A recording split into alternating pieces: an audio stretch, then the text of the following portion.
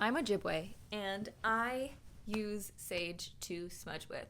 And I've been asked by my followers to do like a tutorial or to share my thoughts on others, smudging.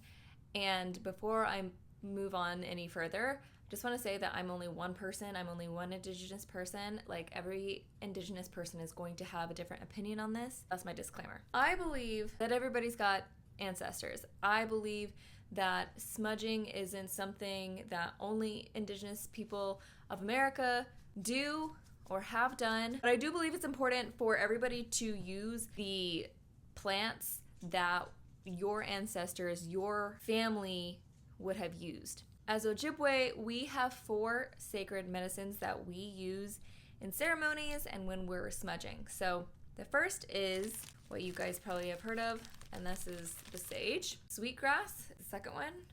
It smells so good. And also tobacco is used, and also cedar. Every culture is gonna do something different. I believe like people who are from Scotland, I think they even call it something different, like seining or something, and they use juniper. So when I'm like sharing with you how I smudge, I think it's important for you to do your own family research and find your sacred medicines. That's the key here. When I am smudging, I usually use sage. This is my saging bowl, this shell. It's used to cleanse, give thanks.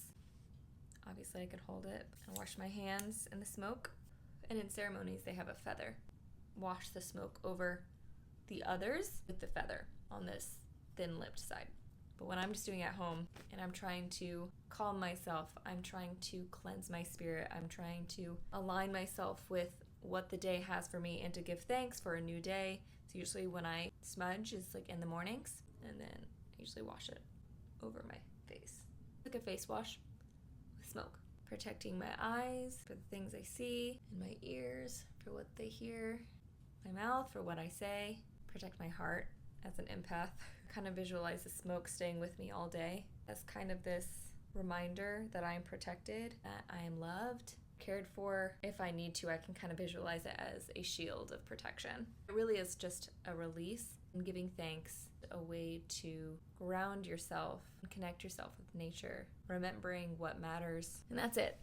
That's how I sage. It's really not that complicated. Lighting of the sage. I personally get my sage on my reservation. And if you're native, then find a reservation near you and go support it and buy some white sage or find ethically sourced sage online. But if you're not Indigenous, look up what is traditionally used in ceremonies with your people.